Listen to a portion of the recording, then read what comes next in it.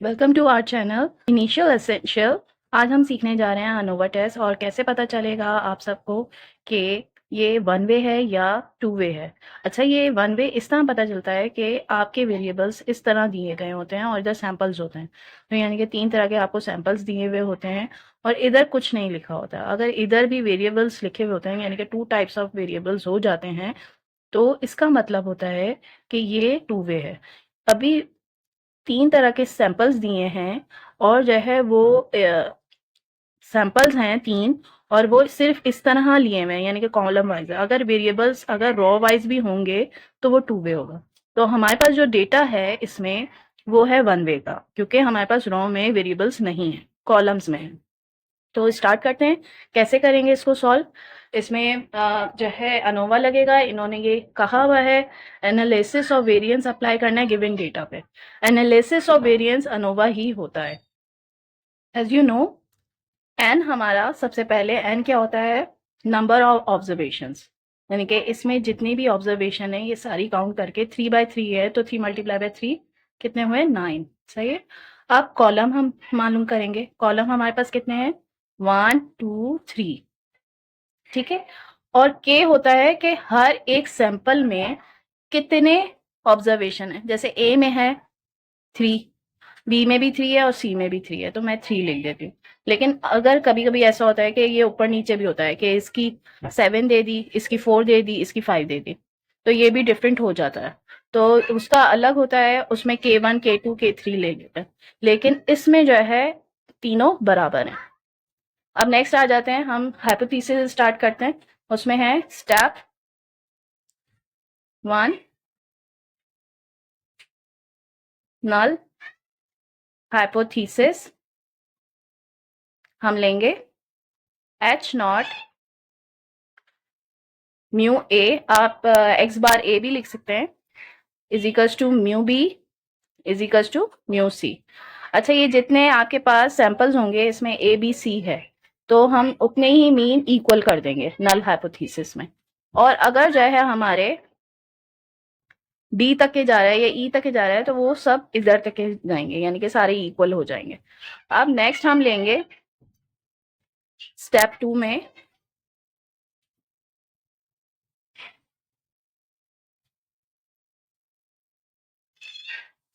Alternative hypothesis, जो कि होगा HA भी बोल सकते हैं, H1 भी बोल सकते हैं। तो हम इसे इसका ऑल्टरनेट ले लेंगे, हम ये कहेंगे कि ये इक्वल नहीं है। ठीक है। अब स्टेप 3 में कैलकुलेशन शुरू हो जाएगी, जो कि हम इधर स्टार्ट कर देते हैं।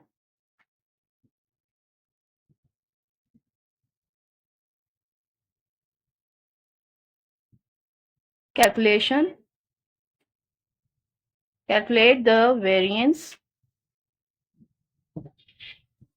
Between the samples. तो कैलकुलेट करना है वेरिएंस को। वेरिएंस मालूम करने के लिए हमें सबसे पहले मीन मालूम करना होगा, तो हम सारे सैंपल्स के मीन मालूम करेंगे और एक ग्रैंड मीन मालूम करेंगे, ग्रैंड एवरेज भी कह सकते हैं। तो इसके लिए हम क्या करेंगे, सबसे पहले calculate mean of each samples.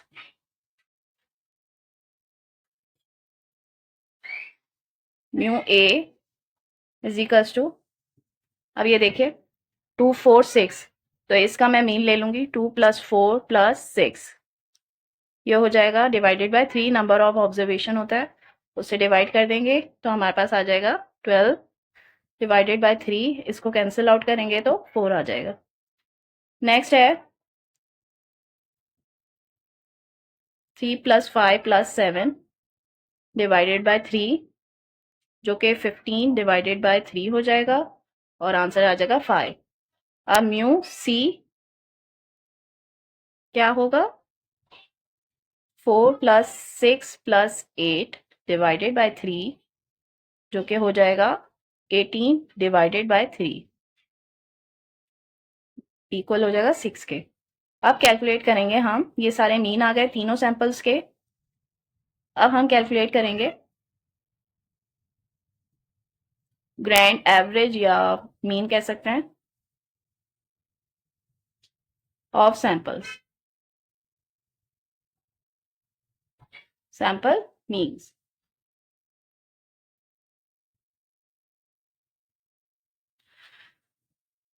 इसको हम नाम देंगे म्यू का, ठीक है। इन तीनों को लेंगे और जो है हम इसका मीन ले लेंगे 4 + 5 + 6 डिवाइडेड बाय 3, जो कि हमारे पास आ जाएगा 15/3 और ये हो जाएगा 5।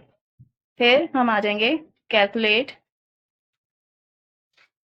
सम ऑफ स्क्वायर्स बिटवीन सैंपल्स।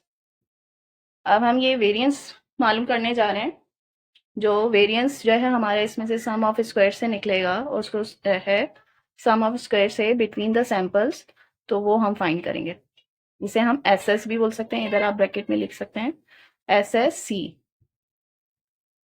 ये होगा के म्यू ए माइनस के माइनस म्यू का स्क्वायर प्लस के, हर जो है उसका जो हमने मीन निकाला है ना, सैंपल्स का मीन निकाला है, उसमें से हम एवरेज मीन माइनस करेंगे, उसका एक कॉलम में जितने जो है ऑब्जर्वेशन थे उससे मल्टीप्लाई कर देंगे।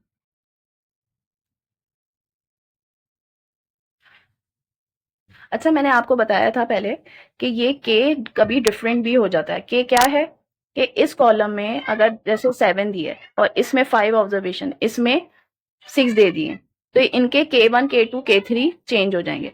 और फिर इधर के उसके हिसाब से अगर ए है तो ए का K1 लगेगा, और अगर इसमें म्यू बी है तो K2 लग जाएगा, और इधर के म्यू सी है तो इधर K3 लग जाएगा। सबके चेंज हो जाएंगे। अभी तो सबके सेम है, 3 हैं सबके ऑब्जर्वेशंस, तो हम 3 ही लगाएंगे। ये देखें वैल्यूज में पुट कर रही हूँ, इसमें मैंने मीन माइनस किया है।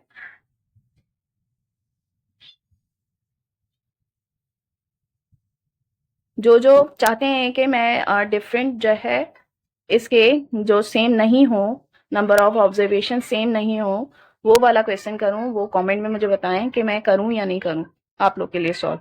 अगर आप कमेंट में मुझे बताएंगे तो फिर मैं सॉल्व करके बताऊंगी आपको। ये देखिए मैं सॉल्व करती जा रही हूँ, आप लोग जो है ज़रूर इसको नोट करें कि किस तरह मैं ये करती जा रही हूँ। फिर हमारा आंसर आ जाएगा SSC का 6। अब नेक्स्ट हम क्या करेंगे, हम करेंगे calculate sum of squares within samples, जिसे हम कह सकते हैं कि ये SSE है।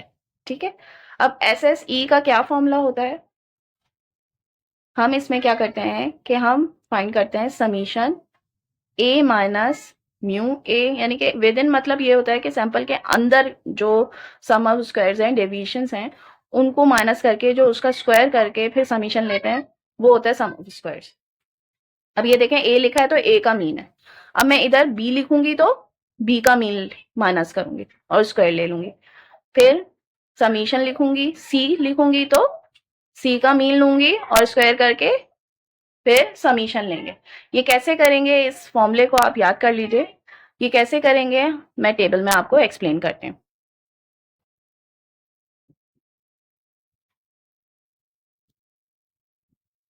अच्छा ये देखिए मैंने ये टेबल ड्रॉ कर दिया है फॉर्मूले के लिए। इसमें टेबल ज़रूर ड्रॉ करना है। क्यों करना है, देखिए माइनस करना है, डेविएशंस मालूम करना है। तो अब ए की वैल्यू मैं ये आपको इधर से ही देखकर दिखा के बता देती हूँ। जैसे ए है, अब मैं ये ए लिखूंगी, इसमें 2 4 6 मैं ये लिख देती हूँ। ठीक है, माइनस करूंगी मीन को, मीन मेरा क्या आया था 4, तो ये मैं माइनस करूंगी तो -2 आएगा, ये -4 लिख देती हूँ। सही। माइनस क्या करेंगे तो ये 0 हो जाएगा। ये बहुत आसान होते हैं डेविएशंस में, कुछ वैल्यूज़ तो 0 ही हो जाती हैं। अब इनका स्क्वायर ले लूँगी, -2 का स्क्वायर 4, ये 0, ये 4। अब इसी तरह इसका b का भी होगा। मैं पहले ये वैल्यूज़ लिख देती हूँ, 5, 7। अब माइनस म्यू बी हमारा क्या था, 5। ये देखिए 5 मैं लिख देती हूँ सब में। अब ये जो है वैल्यूज़ लिख देती हूँ, क्या आ जाएंगी, -2, 0 और ये है 2, तो ये भी हो जाएगा 4, 0, 4। अब इसमें c की वैल्यूज़ डाल देते हैं, 4, 6, 8, 4, 6, 8 माइनस हमारे पास क्या आया था, इसका मीन 6 था, तो ये होगा 4 - 6 -2, 0, 2। इसके स्क्वायर क्या हो जाएंगे, 4, 0, 4। अब समीशन हमें इन सब का नहीं चाहिए, इसका चाहिए, इस कॉलम का चाहिए, इस कॉलम का चाहिए, जो स्क्वायर्स लिए थे। तो क्या क्या होंगे, इसका हो जाएगा 8, इसका भी हो जाएगा 8, इसका भी हो जाएगा 8। अब ये देखें, ये फॉर्मूला मैंने दोबारा लिख दिया है। अब SSE क्या होगा कि समीशन हम लेंगे 8 + 8 + 8, ठीक है। इन सब की वैल्यूज मैंने पुट कर दी हैं। फिर इसके बाद हमारे पास आ जाएगा 24। SSE क्या आ जाएगा, 24। अब स्टेप 4 पर आ जाते हैं, जो कि हमारा कैलकुलेट एफ वैल्यू है। Calculate the value of F, ठीक है। एफ कैलकुलेटेड कैसे मालूम करते हैं, ये इस तरह आप सिंबल दे सकते हैं कैलकुलेटेड का। इसमें क्या करेंगे, MSC डिवाइडेड बाय MSE होता है, ठीक है। अब MSC क्या होता है, SSC divided by C-1। SSC हमारा कितना आया था, ये देखिए SSC हमारा 6 आया था, तो हम ये लिख देंगे 6 डिवाइडेड बाय C-1। C क्या है हमारा, कितने कॉलम्स हैं, 3 - 1, जो कि हो जाएगा 6 डिवाइडेड बाय 2, तो हमारे पास आ जाएगा 3, ठीक है। अब MSE मालूम करना है, तो SSE डिवाइडेड बाय N-C।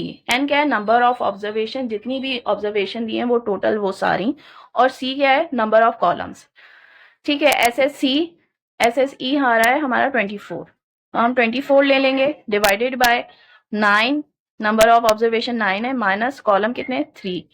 फिर 24 डिवाइडेड बाय 6 हमारे पास आ जाएगा 4, ठीक है। अब नेक्स्ट हम क्या फाइंड करेंगे, एफ कैलकुलेटेड, जो ऊपर मैंने आपको फॉर्मूला बताया है उस पे आ जाएंगे। MSE हमारा है, MSE, एक मिनट पहले ये फॉर्मूला लिख देती हूँ, MSC और MSE, फिर 3 डिवाइडेड बाय 4, जो कि हमारा आ जाएगा 0.75, ठीक है। अब हम नेक्स्ट हमारा स्टेप होगा एफ टेबुलेटेड। एफ टेबुलेटेड कैसे फाइंड करते हैं, स्टेप 5 है, देखें एफ लिखेंगे, ये टेबुलेटेड का साइन हिस्सा हम डाल सकते हैं, या फिर ये भी कह सकते हैं कि ये अल्फा और μ1 और μ2, सही, ये सब चाहिए होता है।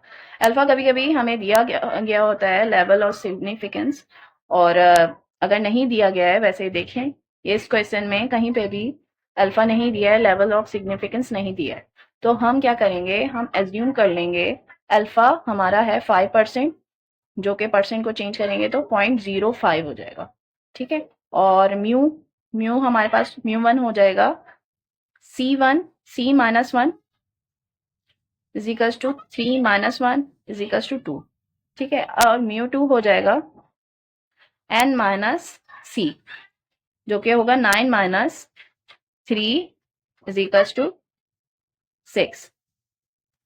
अब ये वैल्यूज हमारे टेबल से वैल्यू निकालने के लिए बहुत इंपॉर्टेंट है। तो अब ये देखें, मैं टेबल दिखा रही हूँ, इसमें जो है हम 2 कॉलम्स में देखेंगे और 6 हम देखेंगे रोज में, तो हमारा एफ टेबुलेटेड आ जाएगा 5.14। अब स्टेप 6 है हमारा, जो कि आखिरी स्टेप है, जो कि डिसीजन भी कह सकते हैं या कंक्लूजन, या आप ये कह सकते हैं कि आपने क्या डिसाइड किया है।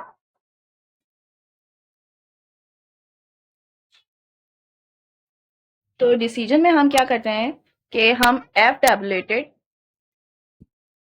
ये एफ टैबुलेटेड है और एफ कैलकुलेटेड है, तो हम ये देखेंगे कि देखें एफ टैबुलेटेड है 5.114 है और हमारा एफ कैलकुलेटेड है 0.75, एफ कैलकुलेटेड है हमारा 0.75, तो हम इसे कहेंगे कि हमारा एफ टैबुलेटेड ग्रेटर है। तो हम इसका डिसीजन क्या लिखेंगे, इट इज देयरफॉर, इसको सेंस कर देंगे, since F tabulated is greater than F calculated. आप इसका भी लिख सकते हैं कि 5.14 इज ग्रेटर देन 0.75, तो इस तरह आपने शो कर दिया। फिर उसके बाद it is not significant so accept null hypothesis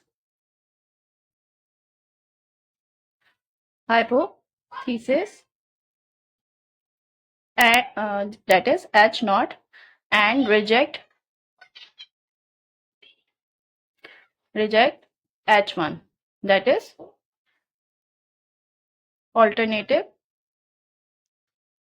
hypothesis.